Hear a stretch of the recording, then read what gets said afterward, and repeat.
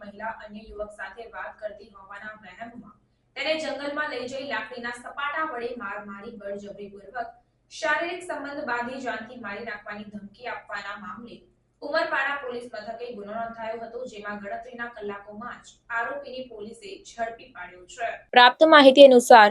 ઉમરપાડાના દીવતણ ખાતે રહેતી વિધવા મહિલા પિનપુર ગામે રહેતી ગણપત વસાવા નામના ઈસમ સાથે પ્રેમ સંબંધમાં હોય અને જે ઈસમને મહિલા અન્ય યુવક સાથે વાત કરતી હોવાનો વહેમ રાખી મહિલાને ઉચવાણ ગામની સીમમાં ઉમરપાડાથી માલતા પાટા તરફ આવેલ જંગલમાં લઈ ગયો હતો. ત્યારબાદ વહેમની શંકામાં મહિલા સાથે ઝઘડો કરી તેને લાકડીના સપાટા વડે મારી મહિલાની મરજી વિરુદ્ધ બળજબરીપૂર્વક તેની સાથે દુષ્કર્મ આચરી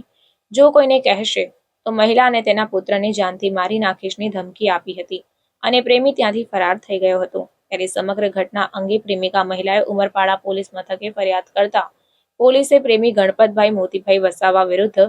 ગુનો નોંધી આગળની વધુ તપાસ હાથ ધરી, જે બાદ ઉમરપાડા પોલીસે ગણતરીના કલાકોમાં જ આ ગુનાના આરોપી પ્રેમી ગણપત મોતીભાઈ વસાવાને દબોચી પાડ્યો હતો અને જેલના સળિયા પાછળ ધકેલી કાયદેસરની કાર્યવાહી હાથ ધરી છે. સુરત ગ્રામ્ય જિલ્લાના ઉમરપાડા પોલીસ સ્ટેશનની અંદર તારીખ 8/5/2024ના રોજ એક કમ્પ્લેન્ટ લોન્ચ કરવામાં આવેલી છે. એમાં 376, 323, 506 અને આઈટી એક્ટની કલમ 66E અને જીપી એક્ટ 135 મુજબની ફરિયાદ પોલીસ દ્વારા આ કામના ફરિયાદી બેન કે જેઓ વિધવા છે અને ઉમરપાડાના એક ગામમાં રહે છે અને તેઓને એક વ્યક્તિ એક યુવાન સાથે પ્રેમ સંબંધ હતો અને એ પ્રેમ સંબંધ દરમિયાન આ જે યુવાન છે અને આ જે વિધવા બેન છે એ અન્ય કોઈની સાથે ફોન ઉપર વાત કરે છે ને એક્સ્ટ્રા મેરિટલ રિલેશન છે એવો એમને વહેમ હતો અને એ વહેમ રાખી અને એની સાથે ઝઘડો કરેલો અને ત્યારબાદ એમને આ જે બેન છે એમને એક જંગલમાં દૂર લઈ જઈ અને એમની સાથે શરીર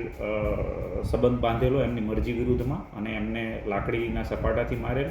અને સાથે સાથે એમનો આરોપીએ પોતાના મોબાઈલમાં વિડીયો પણ ઉતારેલો. આ બેને એને વિડીયો ડિલીટ કરવા માટે જણાવેલું પણ વાયરલ કરવાની ધમકી આપેલી અને એ રીતે આ જે બેન છે એને હેરેસ કરવામાં આવેલા. આ જે બનાવ સબબ છે પોલીસ દ્વારા આ જે આરોપી છે એની ધરપકડ કરવામાં આવેલી છે અને હાલ જે તપાસ છે એ સર્કલ પોલીસ ઇન્સ્પેક્ટર સુરત દ્વારા કરવામાં આવી રહેલી છે.